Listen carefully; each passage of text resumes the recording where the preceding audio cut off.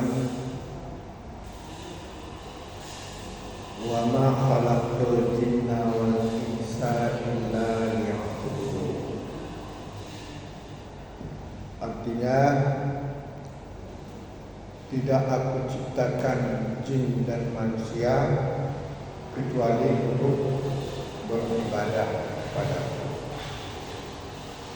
Wa ma khalaqtul jinna wal insa illa liya'budun.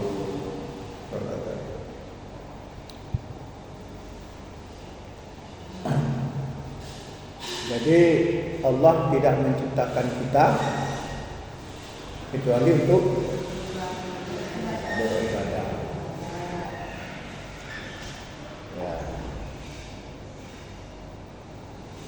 Ya, berarti Allah tidak menciptakan kita untuk beribadah. Kalau nyuci boleh nggak? Nyuci boleh nggak? Kan tadi Allah berfirman, "Wa ma khalaqtul jinna wal insa illa liya'budun." Tidak aku ciptakan jin dan manusia kecuali untuk beribadah kepadaku. Wa ma khalaqtul jinna wal insa illa liya'budun. Dengan kata lain, Allah tidak menciptakan kita ini, termasuk kita yang di musala ini, kecuali untuk beribadah. Tadi saya tanya, kalau nyuci boleh nggak? Kenapa boleh? Nyuci ibadah bukan? Ibadah nyuci? Mau kemana bu? Dengan ember, dengan anduk, dengan mau ibadah gitu?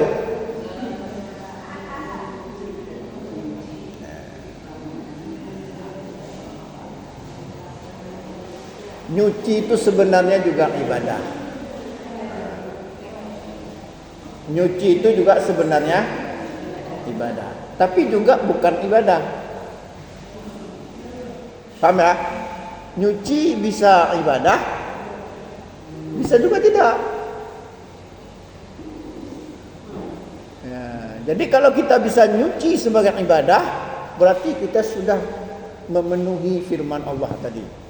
Allah tidak menciptakan kita kecuali untuk beribadah. Contoh gini, ibu-ibu pernah nyuci? Pernah lah, saya nggak pernah.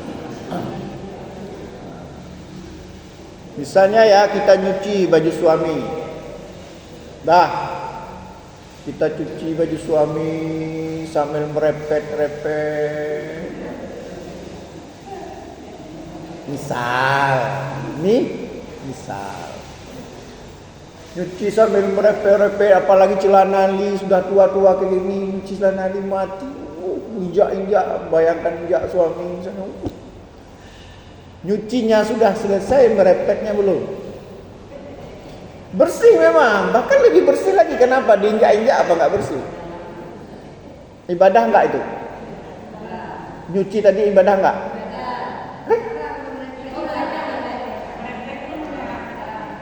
Tapi jika seorang istri nyuci baju suaminya dengan ikhlas, supaya suamiku ini pakai pakaian bersih dan rapi, supaya dia bisa kawin lagi. Ibadah nggak? Ibadah. Supaya suamiku pergi salat bersih, pergi kerja bersih, ibadah.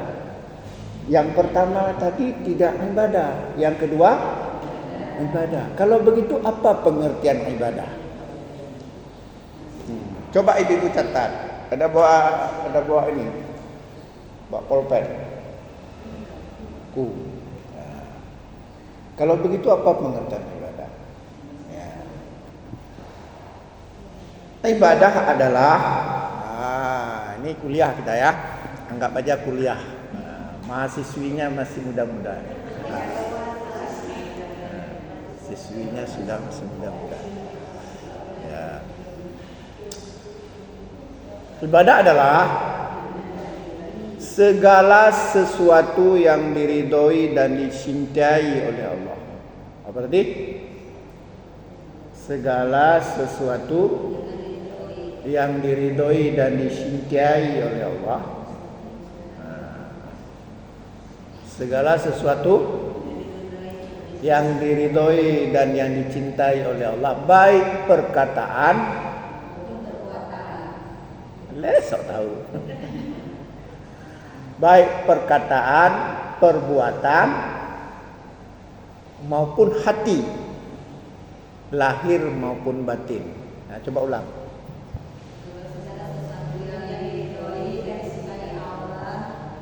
Baik perkataan, perbuatan maupun hati, lahir maupun batin. Nah, itu. Makanya kayak nyuci, saya contohkan nyuci tadi. Kalau kita nyuci dicintai oleh Allah jadi ibadah, cuman bukan ibadah formal.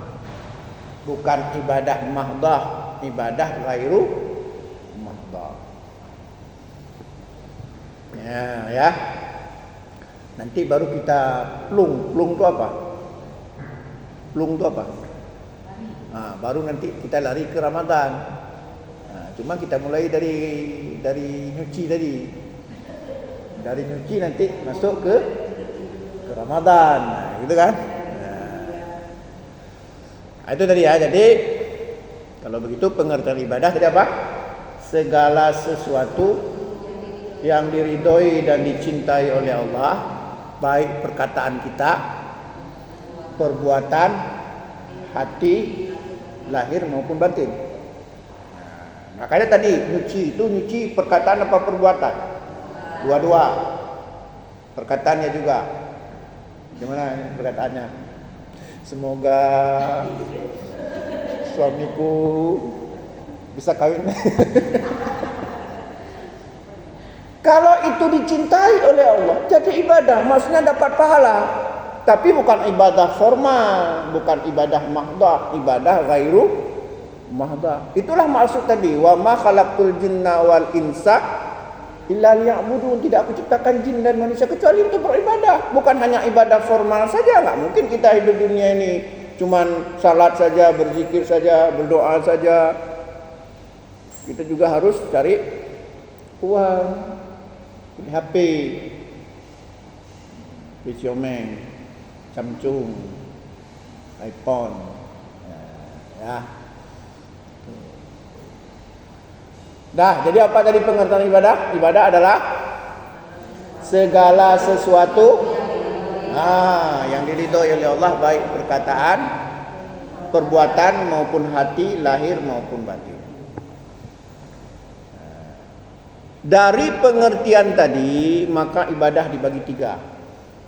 Ya, dari pengertian tadi, ibadah dibagi tiga.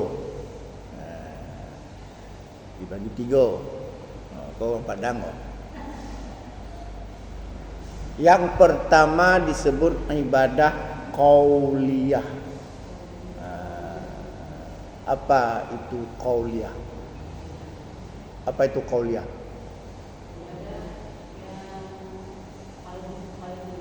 Qala. Apa arti qala? Qala Rasulullah sallallahu alaihi wasallam. Apa arti qala? Perkataan.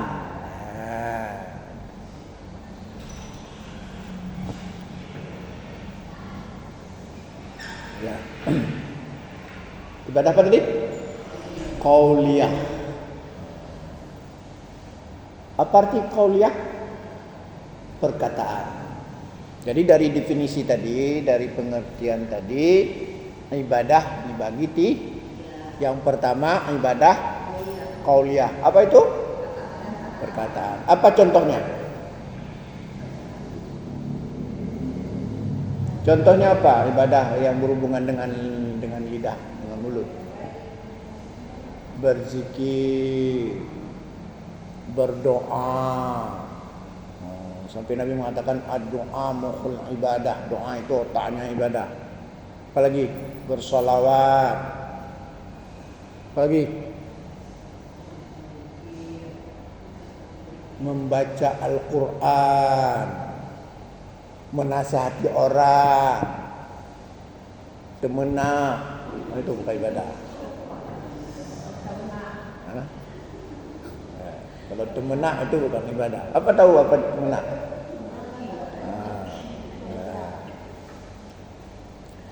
Yang kedua, ibadah fi'liyah. Ibadah fi'liyah. Apa contohnya? Apa contohnya? Perbuatan. Ibadah fi'liyah apa? Perbuatan. Apa contohnya? Salat. Kenapa salat itu perbuatan?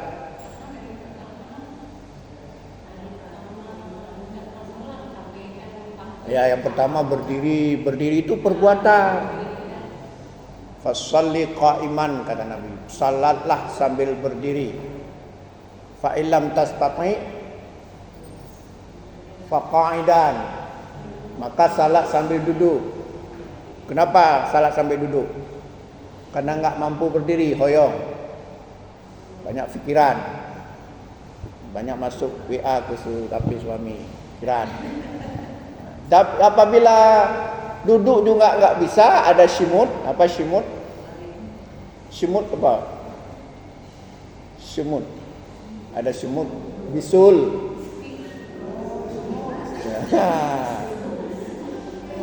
Fa'ala jambin, maka boleh kita sambil berbaring dengan lambung kanan hadap kiblat. Nah, itu kan perbuatan. Nah, kemudian ada rukuk, farqa hatta tatma'inna raqi'an.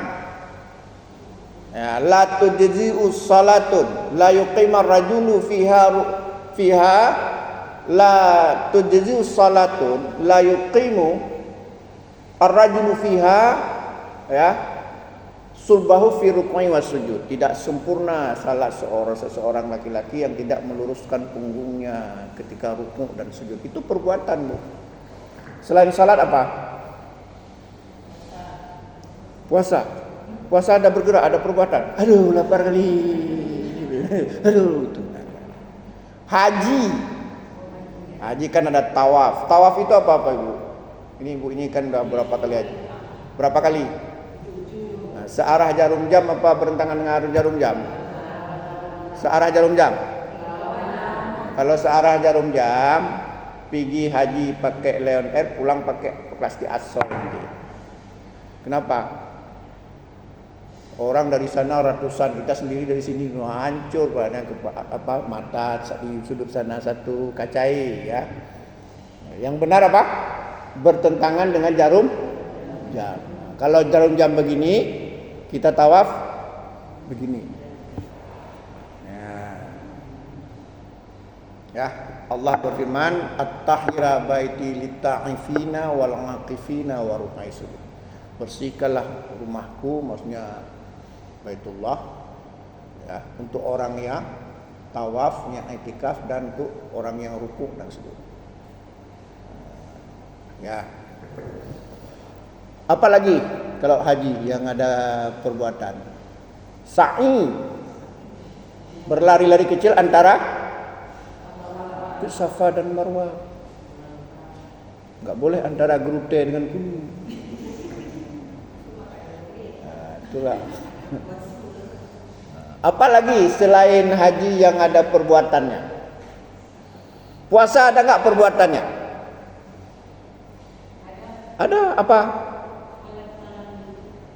Nah, itu salat malam sudah lain. Ini puasanya ada enggak perbuatan? Ada.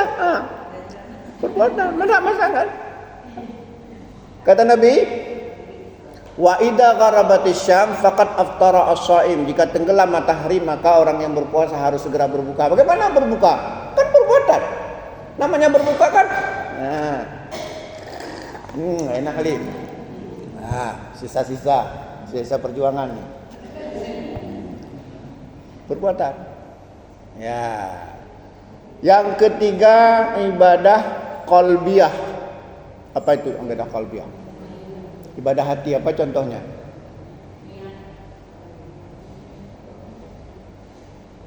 Ikhlas. Apa? Ikhlas. Apa lagi?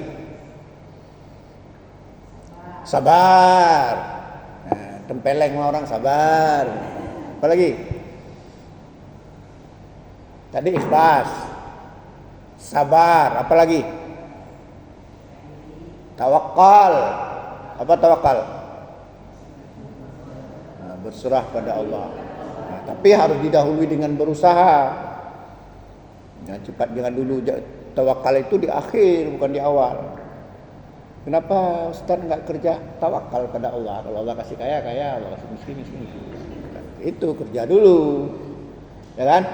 Innallaha la yughayyiru ma biqaumin hatta yughayyiru ma bi anfusihim. Allah tidak merubah nasib suatu kaum kalau kaum itu tidak mau merubah dirinya sendiri. Ya, kan saya sudah bilang, umur itu bisa dirubah enggak? Bisa. Bisa rubah. Kok nggak ngapain berobat? Kalau nggak berubah, ngapain berobat? Kan supaya panjang, biar nggak mati. Nggak mati berarti panjang umur. Umur bisa dirubah nggak? Bisa. Nah, berarti ibu belum paham. Belum paham. Takdir itu ada dua. Yang pertama takdir kauniyah, itu yang nggak boleh dirubah. Inilah yang dimaksud oleh firman Allah, fa idza jaa ajaluhum la yastakhiruna sa'atan wa la yastaqdimun. Setelah datang ajal tidak bisa diakhirkan, tidak bisa dimajukan. Itu secara kauniyah, tapi secara syar'iyah itu bisa dirubah. Ya. Contoh apa? Kita sakit. Kenapa Allah suruh berobat? Kenapa Nabi suruh berobat? Supaya sembuh, supaya enggak mati. Innallaha khalaqa da'a wa dawa fatadaw wa la tadaw biharamin. Sehingga Allah menciptakan penyakit dan obat, maka berobatlah, tapi jangan berobat secara yang haram. Suruh berobat artinya apa? Supaya jangan mati. Nah, contoh lagi misalnya, man ahabba ayyubsata lahu fi rizqihi wa yus'alahu fi atharihi falyasil ya rahimahu. Barang siapa yang ingin diluaskan rezekinya, dipanjangkan umurnya, hendaklah bersilaturahim. Betullah di situ, tapi secara syar'inya. Kalau kita sering bersilaturahim, luas rezeki kita. Coba tes, coba ibu silaturahim ke rumah orang, apalagi waktu makan, itu rezekinya luas. Karena juga panjang umur kita, kenapa? Kita bisa berbagi, curhat, mungkin rupanya ada obatnya gitu. Secara kauniyah itu, makanya harus kita bedakan secara kauniyah. Kalau kita pahami salah, maka ngapain kita rajin-rajin ibadah? Kalau Allah takdirkan masuk surga, masuk surga. Kalau Allah takdirkan masuk neraka, maka bukan seperti itu. Makanya tadi apa makna firman Allah? Innallaha la yughayyiru ma biqaumin hatta yughayyiru ma bi anfusihim. Allah tidak merubah nasib satu kaum sebelum kaum itu merubah dirinya sendiri. Kauniyah itu urusan Allah, itu hanya Allah yang tahu, itu rahasia Allah, itu gaib. Bagi kita berlaku syar'iyah. Paham? Kalau mau kaya harus berusaha. Kalau kita salah paham, ngapain berusaha? Kalau Allah takdirkan kaya, toh rezeki sudah Allah atur. Secara kauniyah betul, tapi secara syar'iyah harus berusaha. Mungkin udah pernah saya jelaskan di sini dulu. Udah pernah belum? Udah pernah belum? Belum ya. Tapi urusan kayaknya sudah saya jelaskan. Nah, jadi kalau kita salah paham dengan takdir ini, akhirnya kita nggak berdaya, nggak ada kemauan lagi. Kenapa? Mungkin udah Allah takdirkan kita begini. Udah. Faman syaa falyu'min faman syaa falyakfur, kata Allah. Barang siapa yang ingin silakan beriman, barang siapa yang ingin silakan kafir. Itu kan pilihan. Ini jalan ke surga, ini jalan ke neraka. Pilihan. Kalau mau masuk surga, ini jalannya. Wa anna hadza sirati mustaqima fattabi'uhu, kata Allah. Sesungguhnya inilah jalanku yang lurus, ikutilah jalan yang lurus tersebut. Kalau ingin masuk neraka, ini pula jalannya. Kalau ingin masuk surga, baik jalannya sopan, pakai jilbab, ingin masuk surga jalannya memblek-blek mata. Tapi kalau ingin masuk neraka, cengkak-cengklak. Semuanya kan bisa kita pilih. Betul enggak? Demikian juga ajal secara kauniyah memang Allah tentukan, tapi kan Allah enggak kasih tahu. Bagi kita berlaku syar'iyah, takdir syar'iyah artinya apa? Kalau kita minum obat, menjaga kesehatan, umur kita akan panjang. Coba ibu tes. Coba ibu tiap hari nggak usah makan nasi. Makan apa? Makan apa? Cekang nanti. Coba ibu tiap hari makan kurma, minum madu sekali. Nanti kalau udah lapar kali makan nasi sikit. Terus minum. Ibu kita sehat, wajah pun kayak bidadari. Ini kenapa wajah kita kadang-kadang makin? Kenapa makan kita kuah bulangong, yang pedas-pedas, yang asam-asam. Perut kita begini, muka kita pun begini. Coba kalau perut kita sakit, maka muka kita begini. Lama-lama nggak berubah lagi. Kenapa? Mas paham maksud saya? Kita makan yang pedas-pedas, yang asam-asam. Begitu sakit perut, bagaimana muka orang sakit perut? Coba, bagaimana muka orang sakit perut? Gini kan? Karena sering seperti ini nggak berubah lagi. Senyum pun kayak gini enggak. Coba kalau perut kita nggak sakit karena minum madu tadi apa, kurma, buah-buahan, muka kita senyum-senyum. Marah pun seperti orang senyum. Nah, ini rahasianya. Nah, udah kita kembali lagi ke tadi apa? Ibadah qalbiyah. Di antaranya tadi apa? Ikhlas. Sabar. Sabar itu sebenarnya apa? Karena kalau salah pasang sabar kita tertindas terus. Ini ada orang bilang 3 sabar luah lampu. Apa arti luah lampu? 3 sabar luah lampu. Apa arti luah lampu? Sekali sabar luas kebun kita karena banyak orang sayang sama kita. 2 sabar badan auh. Apa badan auh? Piju makan hati. Lego tabah wabah tampuh. Apa arti wabah tampuh? Meninggal dunia. Nah, jangan salah pasang dengan sabar. Beda antara sabar dengan tertindas. Tempel yang ditarik kita sabar, colong sabar. Itu bukan sabar itu tertindas. Bodoh itu lawan kalau seperti itu. Hak kita diinjak-injak lawan. Maksud sabar apa? Kita mengontrol amarah. Bijaksana dalam mengambil keputusan, tidak tergesa-gesa, mengontrol amarah. Paham ya? Bertindak bijak sana, tidak terburu-buru karena Nabi mengatakan al-ajalatu minasyaitan, tergesa-gesa itu dari setan. Bukan kita dianiaya oleh orang, sabar. Akhirnya orang terus menganiaya, membuli kita. Gak apa-apa. Kita bully ibu itu sebagai hiburan. Ibu itu sabar dia. Pak. Kayak gitu nggak enak hidup. Paham ya? Nah, jangan salah pasang sabar. Jadi tertindas terus kita. Didalimi sama suami. Sabar. Sabar udah puluh tahun sabar. Bukan berarti melawan, enggak. Tapi tunjukkan perbuatannya salah, kasih tahu. Misalnya seperti itu. Sabar juga ada batasnya. Ya, sabar ada batasnya. Kalau sabar terus kapan mau maju kita? Tapi maksudnya maksudnya sabar itu artinya kita bertindak bijaksana, tidak mudah terpancing emosi, tidak tergesa-gesa, bukan mengalah terus. Kalau mengalah terus kapan kita menang, kapan kita maju? Artinya kalau orang tidak sabar seringkali tindakannya salah. Begitu marahan sama suami, ceraikan aku, detik ini juga dah. Begitu diceraikan nangis. Nah, akibat tergesa-gesa, bukan seperti itu. Itu namanya enggak sabar. Sabar dulu. Jangan cepat cemburu. jangan cepat terbakar emosi, jangan cepat terpancing isu. Selidiki dulu tabayun, ternyata itu bukan selingkuhannya, tapi istrinya yang kedua. Mana sama? Misal,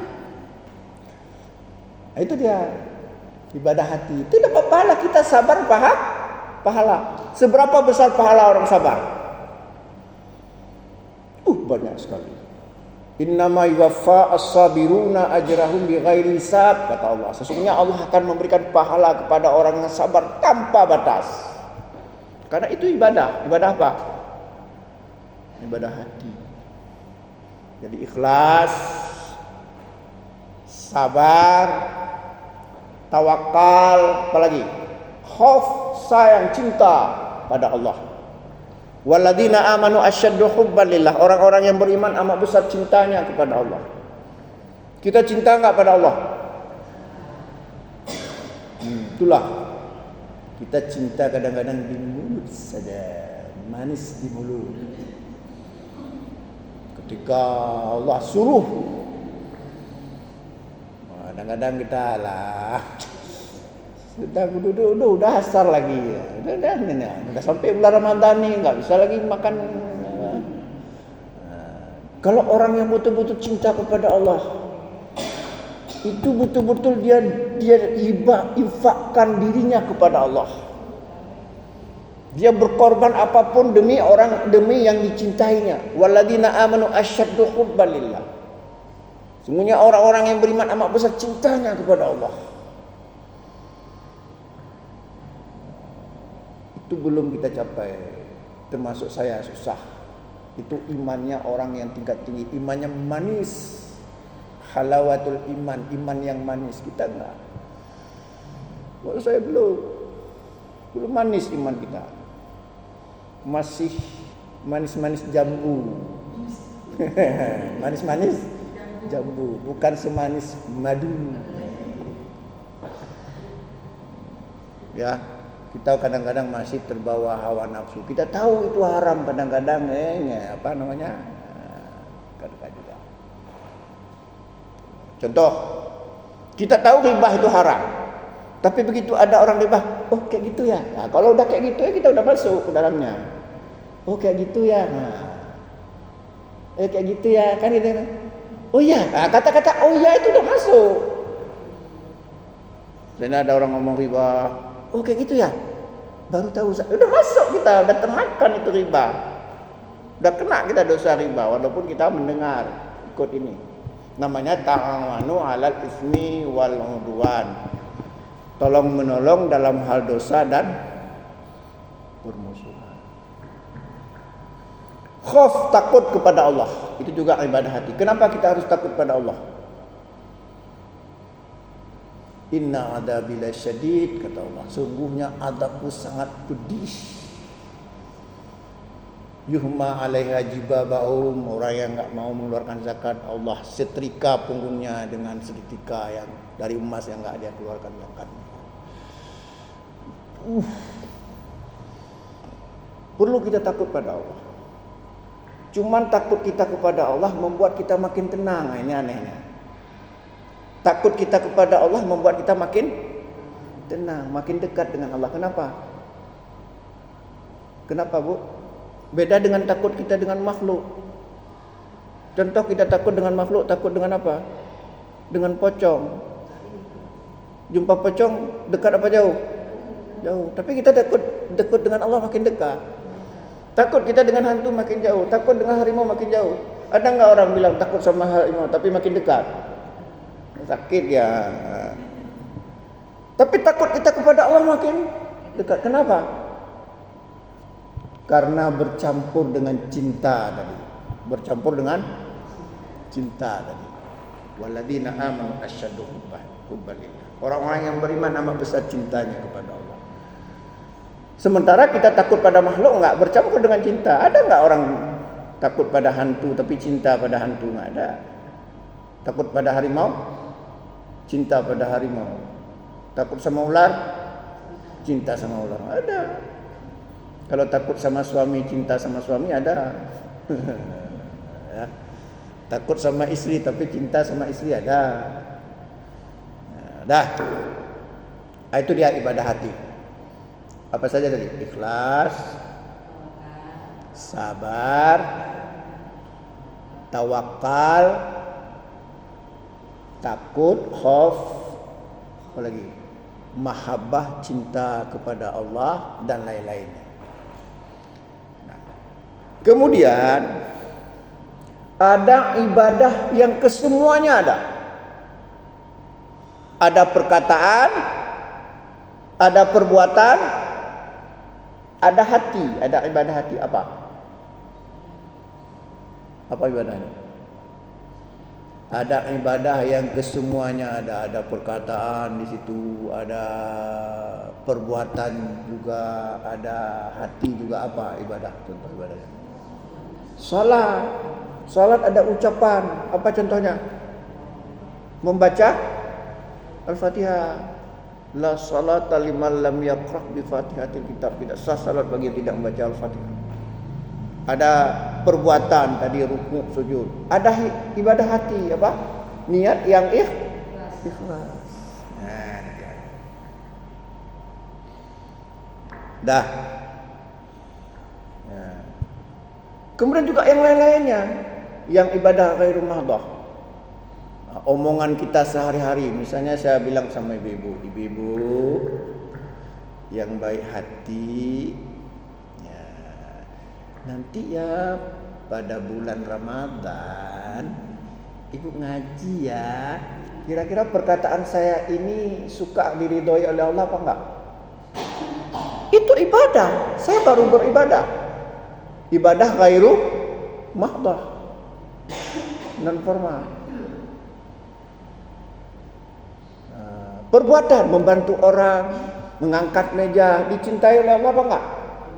Ibadah. Bekerja buat jembatan, dicintai oleh Allah apa enggak? Buat jembatan, dicintai oleh Allah apa enggak? Dicintai oleh Allah. Tapi anggarannya 1 miliar saya buat 400 juta, dicintai oleh Allah apa enggak? Anggarannya itu nilainya 1 miliar, tapi saya buat dengan kualitas 500 juta. 500 juta lagi udah hilang. Nah, jadi ibadah ghairul mahdah itu sangat terkait dengan hati, tapi terpenuhi pada 3 hal itu. Ucapan, perbuatan, dan hati. Termasuk ngaji ini ibadah apa bukan? Ibadah. Jika niat ikhlas tadi ingin menuntut ilmu, ingin tidur, ya ibadah. Ya, udah ya. Jadi wa ma khalaqtul jinna wal insa illa liya'budun. Tidak ciptakan jin dan manusia kecuali untuk beribadah kepadaku. Kabi Batri. Ya, enggak apa-apa. Ya. Suara saya terdengar sampai ke ruang angkasa. Ya. Nah, kemudian kaitannya dengan Ramadan.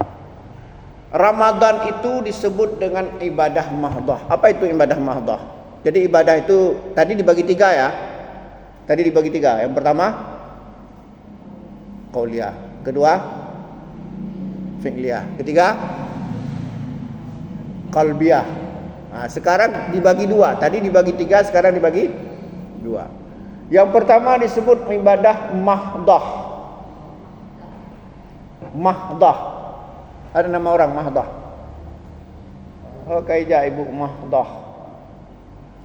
Apa arti mahdah? Ibadah mahdah. Ibadah formal. Ibadah formal. Ibadah formal.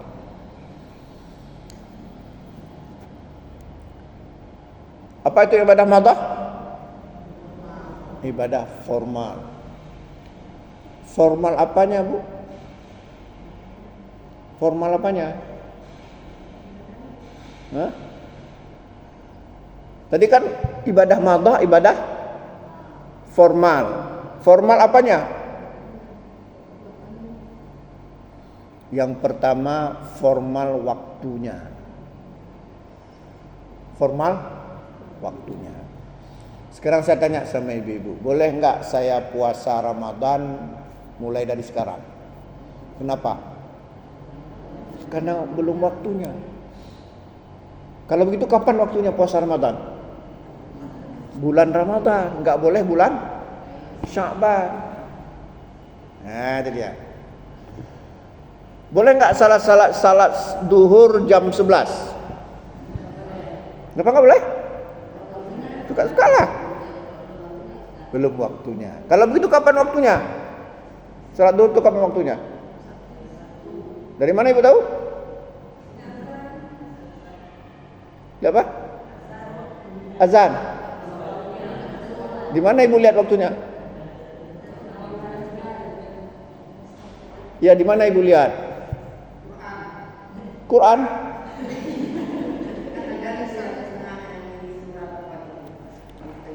Enggak, ibu misalnya ingin salat duhur sekarang. Ibu tahu dari mana udah masuk waktu? Pertama azan. Ini enggak ada azan nih, muazzinnya tidur. Apa? Jadwal salat. Tapi di masa Nabi enggak ada jadwal salat. Kenapa ibu pakai jadwal salat? Boleh enggak pakai jadwal salat? Boleh enggak pakai jadwal salat? Hah? Boleh lah, masa enggak boleh? Kalau enggak boleh, kayak mana kita mau salat? Sekarang muazin kalau muazan lihat apa dia? Lihat jadwal salat kan? Kenapa lihat jadwal salat?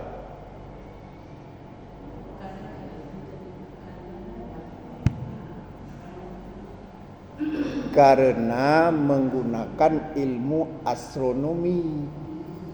Nah, di masa Nabi belum ada ilmu astronomi. Makanya di masa Nabi untuk menentukan salat duhur misalnya melihat bayang-bayang matahari.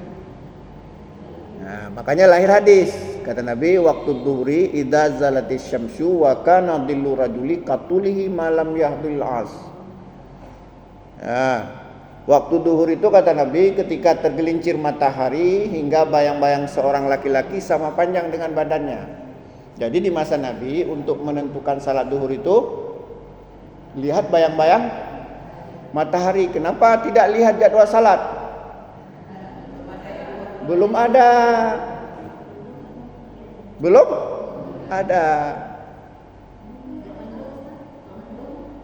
Kalau mendung,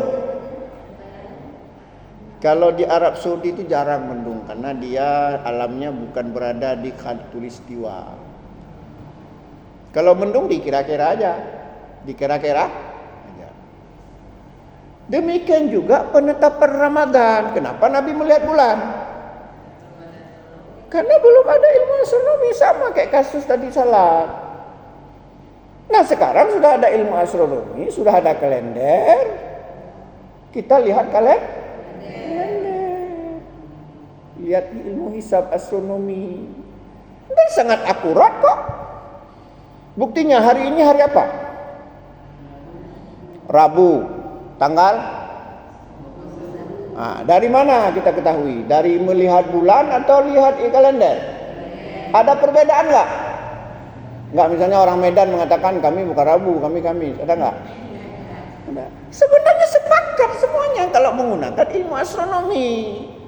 Tapi kalau melihat itu beda-beda. Namanya juga melihat. Satu udah nampak, satu belum, atau satu mungkin lihat bulu rambut, bulu mata. Nah, inilah. Nah, ya, inilah, ya, namanya apa? Ya, Islam itu sesuai dengan ilmu pengetahuan. Kalau kita tolak, seolah-olah agama Islam itu bertentangan dengan ilmu pengetahuan. Lari umat nanti. Orang sudah buat hotel di bulan, kita masih ribut masalah penetapan bulan. Nah, inilah kita mundur terus. Kalau di masa Nabi wajar. Karena belum ada ilmu astronomi. Makanya ketika salat lihat bayang-bayang matahari, ketika puasa lihat hilal. Makanya Nabi mengatakan sumu li ru'yatihi wa aftiru li ru'yatihi. Fa in humma 'alaikum fa'akmilu sya'ban 30, kata Nabi. Berpuasalah kalian dengan melihat hilal bulan, berbukalah dengan melihat bulan. Jika tutup mendung maka genapkanlah bulan Sya'ban 30 hari. Kenapa? Karena enggak ada lain pedoman. Satu-satunya andalan dengan melihat bulan. Belum ada kalender kayak sekarang, belum ada jam. Sekarang sudah berubah. Melihat bulan, melihat menentukan waktu salat itu, menentukan waktu puasa itu sudah berubah. Yang enggak boleh berubah salatnya, puasanya enggak boleh berubah. Tapi menentukan kapan salat, kapan puasa itu berubah sesuai dengan perkembangan ilmu pengetahuan. Contoh kayak haji juga. Dulu kan naik unta air, kuda air. Sekarang leon air, singa air. Itulah namanya berkemajuan. Itulah berkemajuan. Kalau enggak nanti kita akan ditinggalkan oleh umat. Seolah-olah Islam ini bertentangan dengan ilmu pengetahuan. Padahal dalam ayat Al-Quran juga banyak ayat-ayat tentang ilmu pengetahuan. Di antaranya ilmu astronomi. Nah, coba perhatikan ya. Allah berfirman dalam surat Yunus ayat 5. Coba ibu-ibu buka kalau ada bawa Quran. Yunus ayat 5. Bagaimana bunyinya? Ya. Yunus ayat 5 Allah berfirman, huwallazi ja'ala syamsa dhiya'a wal qamara nura wa qaddarahu manazila lita'lamu adada sinina wal hisaba. Dia Allah yang menjadikan matahari bersinar, bulan bercahaya. Ya, matahari bersinar itu panas. Bulan bercahaya itu enggak panas malam hari. Wa qaddarahu manazila, dan Allah meletakkan garis edarnya. Bulan mengelilingi bumi, bumi mengelilingi matahari. Untuk apa? Lita'lamu adada sinina, agar kalian bisa menghitung bilangan tahun. Wal hisaba, dan perhitungan waktu. Bagaimana menghitung bilangan tahun? Harus kita hitung dari detik. Sama kayak mana kita menghitung 1 triliun? Harus kita hitung dari 1000 perak. Kalau kurang 1000 perak bukan 1 triliun namanya. Apa namanya? Nah, inilah. Sebenarnya dalam Al-Quran sudah Allah perintahkan untuk mempelajari ilmu astronomi, mempelajari kalender, mempelajari jam, mempelajari jadwal salat. Cuman karena kita terlalu kaku dan kurang berkembang wawasan, Nabi melihat, kita juga harus melihat. Kita tanpa mau peduli, sudah telah berbeda zamannya. Nah, ini makanya Indonesia ini sibuk aja. Padahal kalau seandainya semua berpedoman pada ilmu astronomi kayak hari ini ya, hari Jumat, hari apa? 4 kali hari Jumat. Rabu tanggal 21. Kenapa bisa diterima di seluruh dunia? Gak ada satupun yang berkelahi yang bilang hari ini bukan tanggal 21. Kenapa pas tentang bulan puasa sudah ribut? Ini karena ini belum begitu ikhlas ini. Masih ego masing-masing. Islam. Karena masalah menentukan kapan ibadah itu terkait dengan ilmu pengetahuan. Sama kayak tadi. Cara berangkat haji juga sudah berbeda. Mungkin suatu saat nanti diciptakan satu alat transportasi bukan 6 jam. Berapa jam kita berangkat ke haji? 8 jam. Mungkin suatu saat dibuat satu pesawat 5 menit dah sampai ke kecepatan cahaya. Begitu masuk pesawat sudah sana. Belum buka pintu sudah sampai. Kecepatan cahaya. Bisa jadi. Itu namanya Islam berkemajuan. Ya, seperti yang dipelopori oleh Muhammadiyah, Islam berkemajuan. Kalau nggak, kita ketinggalan zaman. Yang nggak boleh berubah tadi apa? Salatnya yang nggak boleh berubah, harus sebagaimana tuntunan puasanya nggak boleh berubah. Tapi menentukan kapan puasa, menentukan kapan salat, itu terkait dengan ilmu apa tadi? Astronomi, yang ternyata Allah sebutkan juga dalam beberapa ayat Al-Quran, diantaranya surat Yunus ayat apa lagi?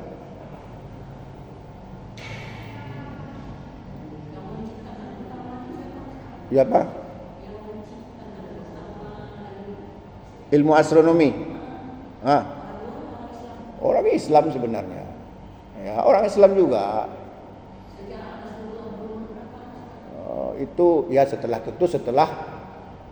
Rasulullah tiada, ya, setelah Rasulullah tiada, itu pada masa dinasti Abbasiyah itu kan gencar itu, makanya lahir ahli kedokteran, ahli matematik seperti Al-Jabal, Al-Khawarizmi, Ibnu Sina, ahli kedokteran. Tapi kemudian karena fanatiknya sebagai umat Islam, ilmu itu enggak berkembang, malah dikembangkan oleh orang-orang yang bukan Islam, oleh orang kafir, oleh non-Islam. Mereka akhirnya berkembang, kita ketinggalan. Coba lihat orang Kristen, orang Nasrani, orang Yahudi, enggak ada mereka ribut soal penetapan bulan. Kita saja umat Islam sibuk. Akhirnya habis uang banyak sekali untuk urusan hal seperti itu. Beli alat teropong bintang, buat apa gedungnya lagi setiap daerah. Kemudian juga nanti orang yang melihat itu dikasih amplop. Saya juga termasuk tim dulu, Bu. Datang ke sana mewakili Muhammadiyah ke Lok Nga. Dikasih amplop, Bu. Tapi maaf ya, saya enggak terima amplop saya buang, isinya saya ambil. Jalan, tak pamplok kan. Penting kan aso isi Nah, itulah yang kita bilang. Coba bayangkan ya, itu berapa miliar, mungkin triliunan ke seluruh Indonesia. Coba kalau ya setiap tahun uang itu diambil, cukup saja berpedoman dengan kalender, dengan ilmu astronomi, uang itu diambil, dibuatlah universitas astronomi, mungkin termegah di dunia. Bisa dibeasiswakan orang-orang, anak-anak, orang-orang miskin menjadi doktor bidang astronomi. Tapi itulah, ya, pergi seluruh Indonesia itu, buat aja.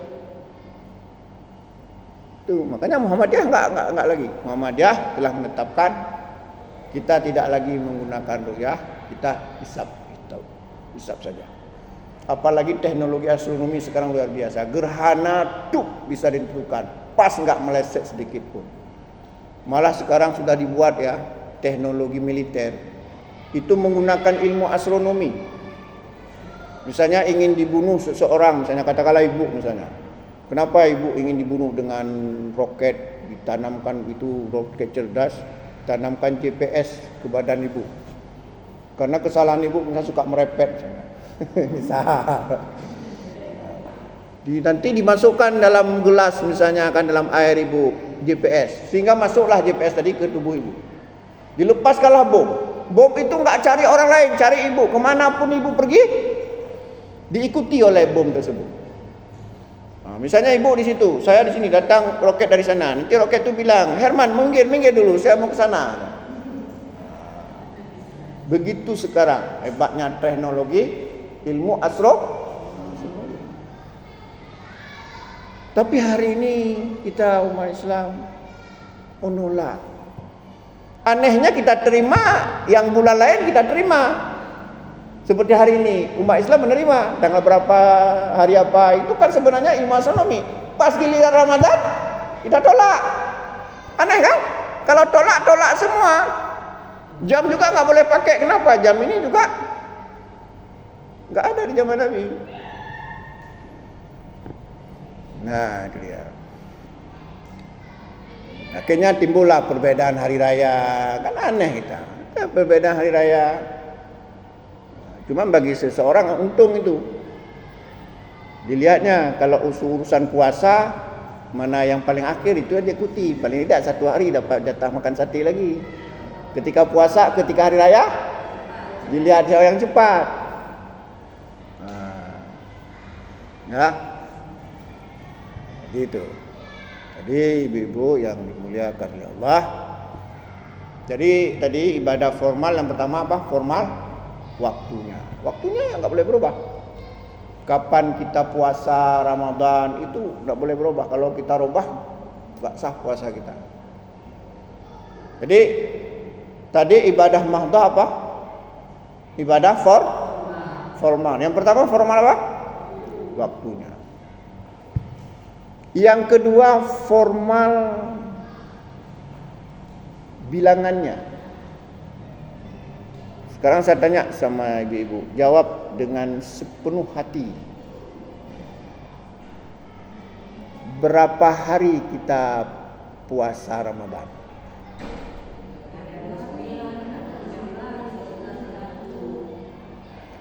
Berapa hari?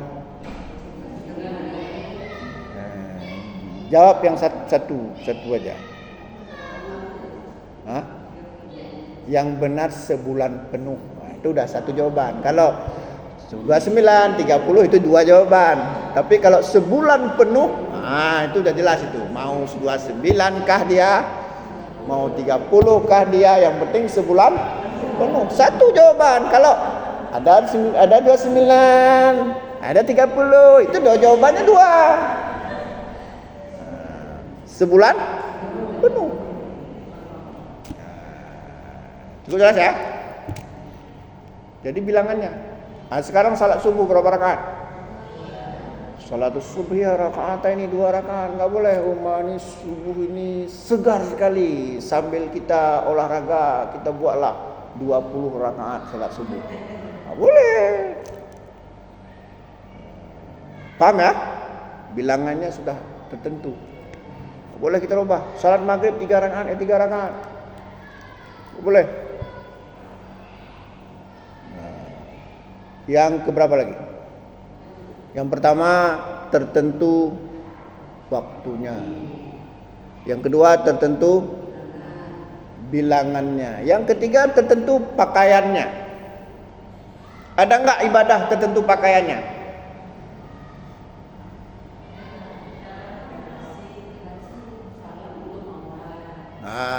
Tak boleh kita salat nampak lubang pusat misalnya. Tak boleh. Pakai untuk aurat. Ya. La yaqbalullah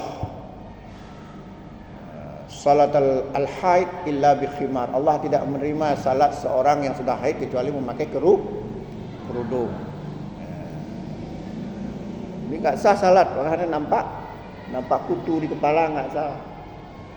Nampak rambut rebonding itu enggak sah. Harus pakai kerudung. Terus kenapa ada mukena? Ada enggak di zaman Nabi mukena? Enggak ada. Enggak ada mukena di zaman Nabi. Enggak ada. Enggak ada mukena di zaman Nabi. Nabi suruh pakai mukena atau menutup aurat? Aurat. Cuman orang Indonesia dulu enggak menutup aurat. Sementara ketika salat harus menutup aurat, maka dibuatlah mukena. Itu aja masalahnya. Dulu kan termasuk Aceh dulu enggak pakai jilbab. Coba lihat pakaian adat Aceh itu pakai sanggul itu. Yang seperti apa? Bolu tu. Nah, ketika salat harus ditutup, maka diciptakanlah mukena. Makanya sebenarnya kalau kita sudah menutup aurat, enggak perlu lagi mukena. Ini kita sudah salah paham, seolah-olah mukena itu setiap salat harus pakai mukena, padahal sudah menutup aurat. Makanya ibu-ibu jangan heran kalau misalnya ke luar negeri ada orang salat pakai pakaian biasa seperti ini. Entah kita bilang, enggak sah ini, apa ni, sesat ini. Tonjok hidung nanti pesek. Ya, jadi mukena itu dibuat karena kebanyakan dulu orang Melayu itu tidak menutup aurat. Itu hanya berlaku orang Melayu. Kalau di luar negeri itu nggak ada pemukena. Coba ibu tes. Kalau ibu ada uang, besok berangkat. Kemana misalnya? Kemana? Ke Sigli, Sigli. Ke luar negeri. Itu kadang-kadang mereka salah nggak pakai mukena. Kenapa? Karena mereka nggak kenal mukena. Mereka hanya mengenal menutup aurat. Perempuan menutup aurat. Dah. Jadi pakaiannya. Termasuk ihram. Pakaian ihram bagi laki-laki itu 2 pakaian, 2 kain. 2 satu sarung, satu selendang. Tak boleh kita ganti lain dalam ihram. Kecuali bagi perempuan boleh asal menutup aurat. Ya, pakaiannya. Tempat yang pertama tadi waktu. Yang kedua bilangan. Yang ketiga pakaian. Yang keempat tempatnya. Jadi formal tempatnya. Contoh, salat di mana tempatnya?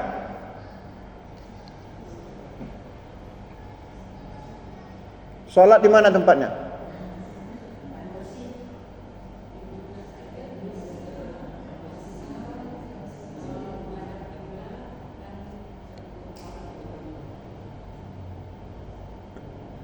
Boleh enggak salat di tempat permandian?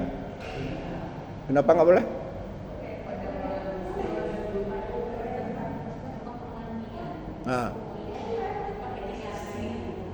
Tempat permandian orang mandi boleh enggak salat? Enggak boleh.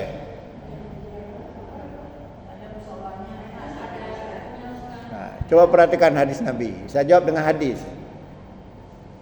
Saya jawab dengan sabda Rasulullah. Kalau perkataan Herman, ini sabda Rasulullah. Qala Rasulullah sallallahu alaihi wasallam. Rasulullah sallallahu alaihi wasallam bersabda, al-ardu kulluha masjidun ilal hamama wal makbarata. Bumi ini semuanya masjid. Artinya boleh kita salat. Kalau tidak ada bangunan masjid, boleh di mana saja kecuali hamama, tempat permandian, wal makbarata, dan pekuburan. Tak boleh kita salat di tempat ada tempat permandian dan ada pekuburan. Kenapa di tempat permandian tak boleh? Karena Allahu Akbar. Nampak orang dah mandi. Kusuk enggak? Enggak kusuk. Tidak. Namanya orang mandi, bagaimanapun menjaga pakaiannya tetap saja itu memancing setan. Yang kedua pekuburan. Itu juga banyak setannya. Kalau ibu nggak yakin, berani nggak malam Jumat, malam tengah malam lewat kuburan? Mungkin berani, tapi begini. Allahu la ilaha illa huwal hayyul qayyum. Tuh. Jadi semuanya boleh kecuali tadi apa? Tempat permandian dan kuburan. Tapi kalau ada musala tadi yang terlindungi ya, enggak nampak orang mandi, itu boleh. Ini tadi maksudnya apa? Misalnya akan ada tempat sungai, orang mandi segala macam kan, ada orang mandi, lantas kemudian waktu salat kita ambil wudhu, kita salat di pinggir sungai. Ini enggak boleh, mengganggu kekusukan. Apalagi kadang-kadang banyak juga setan itu di tempat permandian itu. Apa doa kita masuk WC? Masuk kamar mandi apa doa kita? Itu kan nama setan itu. Nama setan itu. Jadi tertentu tempatnya. Haji di mana tempatnya? Saya mau naik haji ini ke Labuan Haji, siapa larang? Ngapain ke sana, ke Mekah? Tak ada uang. Saya ke Labuan Haji, boleh enggak? Tak boleh. Boleh. Jadi kenapa namanya Labuan Haji? Ada orang Labuan Haji, kau nak? Labuan Haji. Haji.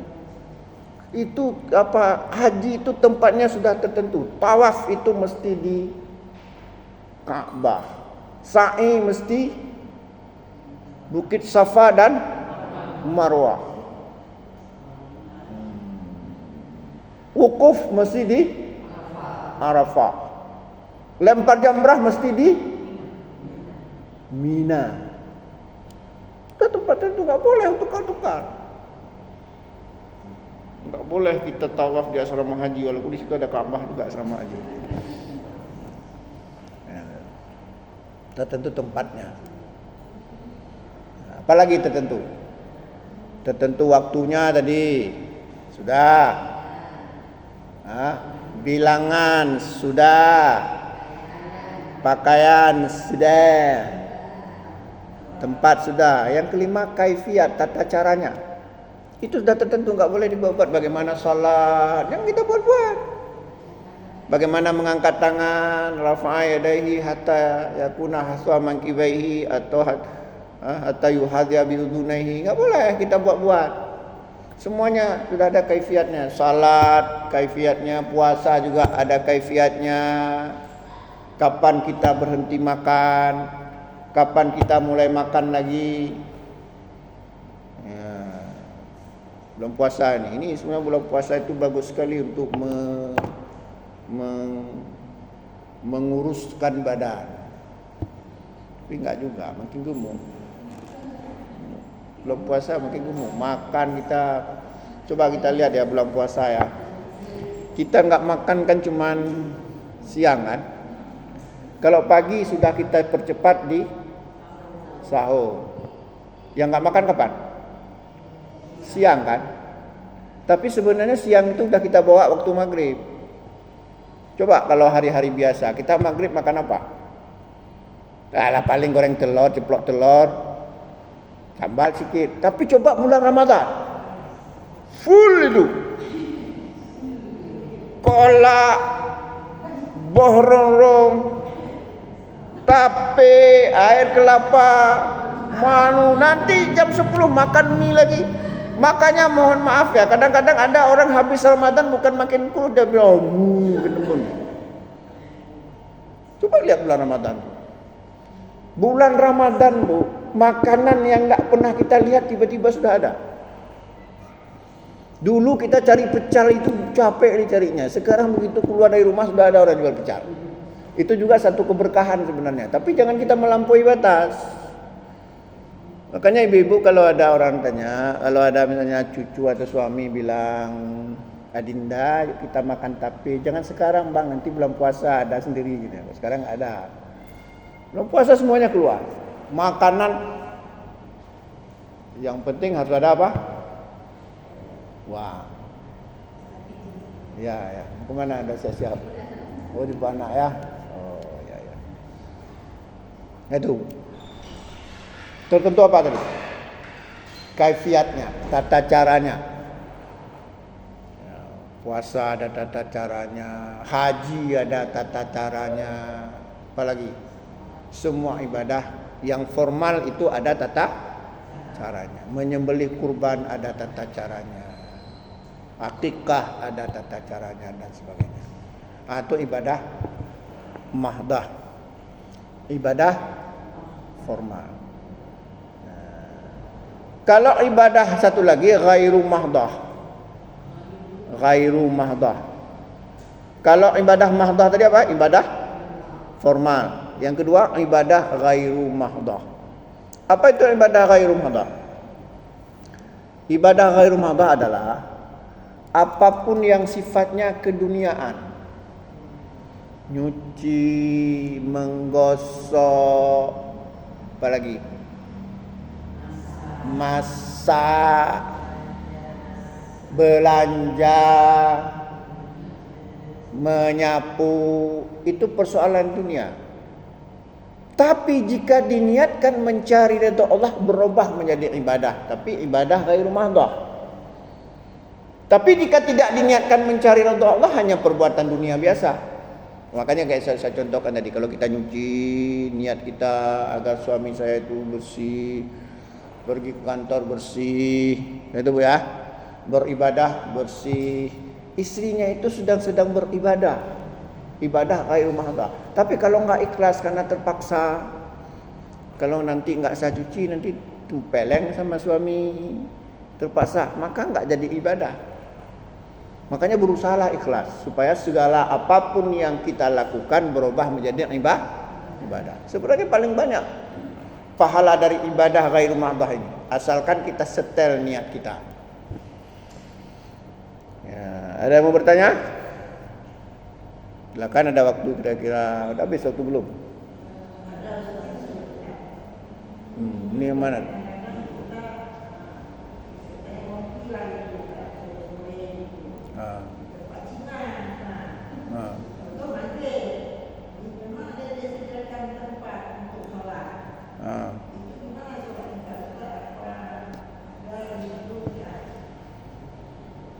Ya nggak apa-apa, kalau memang tempat itu dijamin kesuciannya nggak apa-apa, kebersihannya. Cuman janganlah mungkin secara psikologis ya membuat kita jadi nggak khusyuk mungkin ya, karena kita salah di tempatnya bukan orang Islam. Sebaiknya kalau ingin kekhusyukan carilah musala terdekat.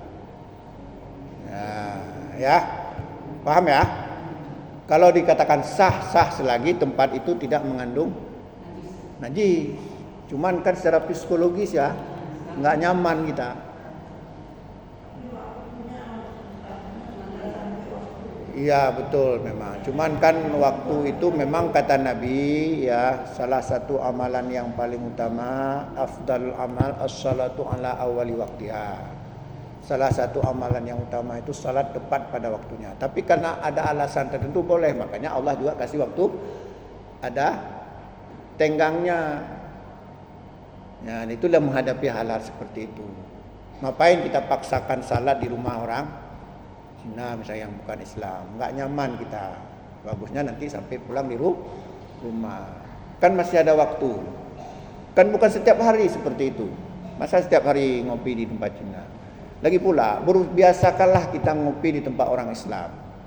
Karena di tempat orang yang non-Islam, yang kafir itu, yang macam-macam itu, kita itu kadang-kadang mengandung syubhat. Nabi melarang kita makan di benjananya orang musyrik. Kita nggak yakin ya, nggak begitu yakin. Syubhat ya. Apalagi kita lebih bagus kita memperkaya orang Islam sendiri daripada memperkaya orang lain. Jadi kita suka kali beli tempat-tempat yang bukan nggak boleh, tapi kan bagus kita berbagi dengan saudara kita seiman.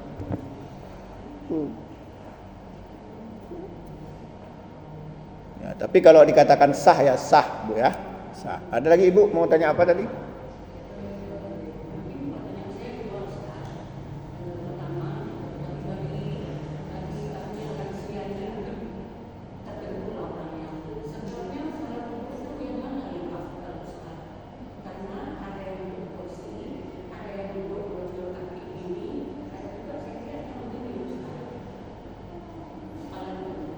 Ya, begini, salat sambil duduk kan Nabi mengatakan fasholli qa'iman. Salatlah sambil berdiri. Ini untuk salat wajib ya. Nah, salat wajib. Kalau salat sunat boleh kita duduk walaupun mampu berdiri. Kata Nabi fasholli qa'iman. Salatlah sambil berdiri. Fa illam tastati fa qa'idan. Jika tidak mampu berdiri maka duduklah. Duduk itu juga tergantung suasana, tergantung keadaan kita. Fattaqullah mastata'tum. Bertakwalah kepada Allah menurut kesanggupanmu. Jadi boleh kita di kursi, boleh bersila, nggak apa-apa, tergantung keadaan kita. Yang penting karena kita nggak bisa berdiri. Kalau di pesawat misalnya nggak mungkin kita duduk di lantai, nanti dikasih sedekah sama orang ya, sayang kali duduk di lantai. Tentu kita di kursi, salat kita di kursi. Tapi kalau misalnya ada yang duduk di lantai di sini, nggak apa-apa. Jadi boleh duduk di kursi, boleh duduk di lantai. Ya. Apa lagi?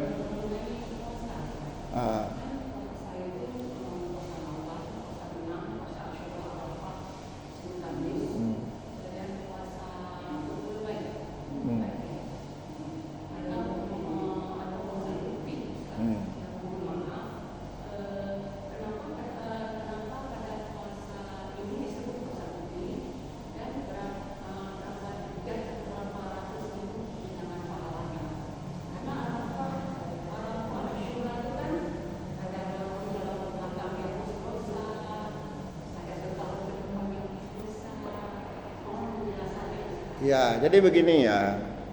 Sebenarnya kalau kita lihat dari sisi keutamaan pahala, setiap yang wajib-wajib itu lebih besar pahala dari yang sunat.